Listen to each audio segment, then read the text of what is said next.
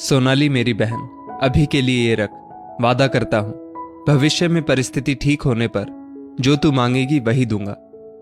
अनिल ने अपनी छोटी बहन को 1000 रुपए देते हुए कहा। कैसी बातें करते हो भैया, मेरे लिए आप सबका साथ व प्यार ही मायने रखता है। भैया, बहना चाहती सिर्फ प्यार दुलार, नहीं मांगती बड़े उपहार। सोनाली ने भरे गले के साथ कहा। मैं ऑटो लेकर आता हूं, तब तक देख लो कमरे में कोई सामान छूटा तो नहीं। इतना बोलकर अनिल ऑटो लेने चला गया। तभी सोनाली की मां उषा जी ने बहू सीमा से कहा, रास्ते के लिए खाने का सामान अच्छे से पैक कर दिया ना? जाओ कमरे में देखाओ सोनाली का कोई सामान छूटा तो नहीं। सोनाली अपने मायके आई हुई थी। 15 दिन रुकने के बाद वापस ससुराल जाने का समय आ गया था। सोनाली के भाई अनिल की नौकरी जा चुकी थी। वो 6 महीनों से बेरोजगार था। नौकरी की तलाश में दर दर भटक रहा था। अब तक बचत से घर चल रहा था। अनिल पर मां, पत्नी और 2 बच्चों की जिम्मेदारी थी। अनिल ने नौकरी जाने की बात अपनी बहन सोनाली से नहीं की थी। उसे तो मायके में आकर इस बारे में पता चला। तब सोनाली किसी न किसी बहाने भाई के बच्चों को बाहर ले जाती और कपड़े, खिलौने, स्कूल की जरूरत का सामान दिला देती। ये उषा जी को बिल्कुल अच्छा नहीं लगता। जैसे ही बहू सीमा अंदर जाती है, उषा जी ने पैसों से भरा लिफाफा सोनाली को दिया। ये क्या है मां? सोनाली ने आश्चर्य से पूछा। 11,000 रुपए हैं, रख ले, काम आएंगे, उषा जी ने कहा। पर भैया ने तो अभी आपके सामने ही शगुन दिया और भाभी ने साड़ी, फिर इसकी क्या जरूरत है? सोनाली ने आश्चर्य से कहा।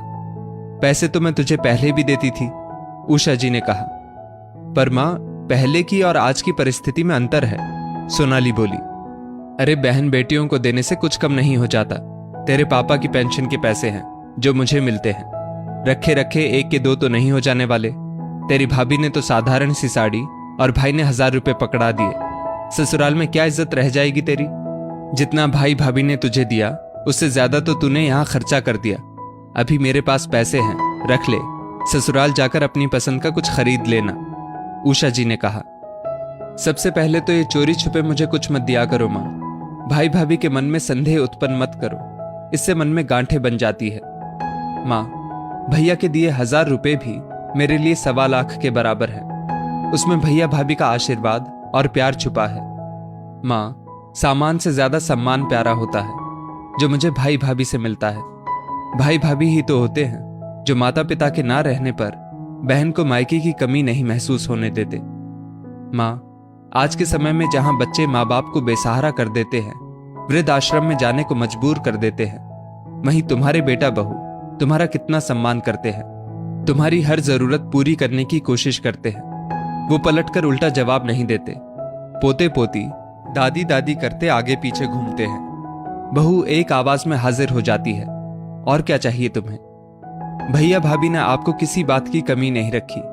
इतनी मुश्किल में होते हुए भी आपसे 1 रुपए की मदद नहीं मांगी। कभी आपसे आपके इलाज, दवाइयों, तीर्थ यात्रा के लिए पैसे नहीं मांगे। भाभी तो मुझसे बड़ी बहन सा स्नेह रखती है। होटल में ना सही, पर घर में मेरी पसंद के कितने पकवान बनाकर प्यार से खिलाए हैं। भैया भाभी ने बेटे बहू का हर फर्ज निभाया। तो आपको नहीं लगता कि मुश्किल घड़ी में आपको भैया का सहारा बनना चाहिए? मैं जो बच्चों के लिए लाती हूं वो हमारे बीच की बात है। आप बेकार में परेशान मत हो। और रही बात इन पैसों की, तो मां, आपके इन पैसों पर भैया भाभी का हक है। आपकी ये छोटी सी मदद डूबते को तिनके का सहारा हो सकती है। सोनाली ने मां को समझाया। हां बेटा, शायद तू सही कह रही है। बेटी के मुंह में बेटे बहू का प्यार सम्मान दिखाई नहीं दिया, उषा जी ने कहा। दरवाजे से सटकर बहू सीमा नम आंखों से यह दृश्य देख रही थी।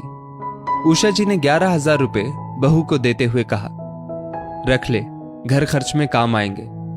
घर के बाहर जेठ का सूरज अंगारे बरसा रहा था और घर के अंदर आंसुओं की बूंदें सभी के मन निर्मल कर रही थी।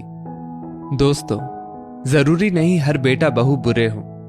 बुजुर्गों को भी तालमेल बिठाकर रहना चाहिए।